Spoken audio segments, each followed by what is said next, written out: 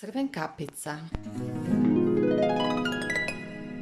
U jednom dalekom selu živjela djevojčica sa svojom mamom. Rado je nosila crveni ogrtač s kapuljačom i svi su je zvali Crvenkapica.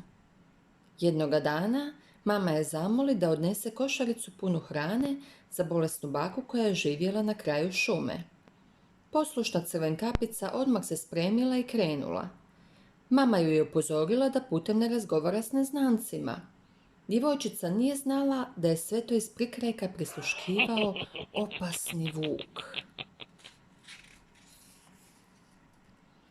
Kada je Crvenkapica zašla dublje u šumu, ugledala je vuka.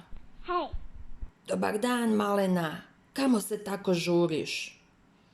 Crvenkapica je zanemarila mamino upozorenje i naivno odgovorila. Nosim bolesnoj baki ručak, ona živi na kraju šume. Ma nemoj mi reći, zašto ne obereš baki malo svježeg cvijeća? Sigurno ćeš je razveseliti.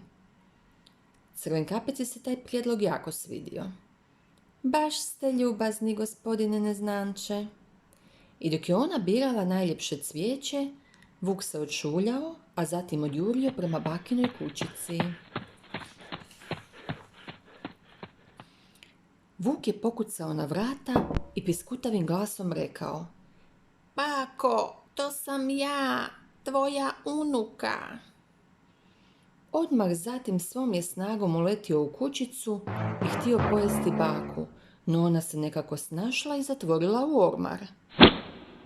Vuk nije imao vremena baviti se bakom, Crvenkapica samo što nije stigla. Vuk je legao u krevet i glumio bakicu. Izvana je čuo veselo pjevušenje.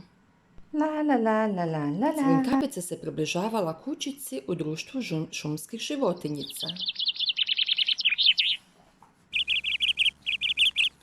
Čim je Crvenkapica prišla krevetu, začuđeno ju pitala: Bako, zašto imaš tako velike oči?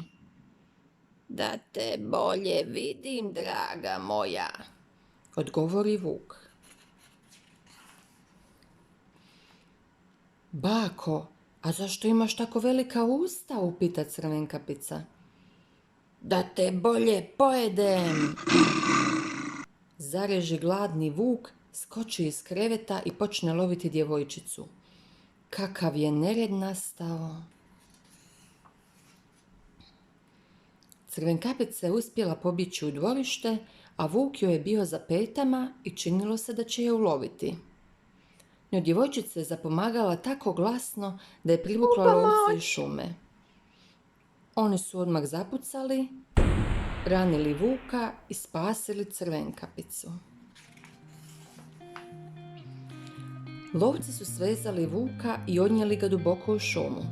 Crvenkapica je zagrlila svoju prestrašenu baku i dala joj kiticu šumskog cvijeća. Nakon svega, naučila je da treba slušati mamu i nikada ne valja razgovarati s neznancima.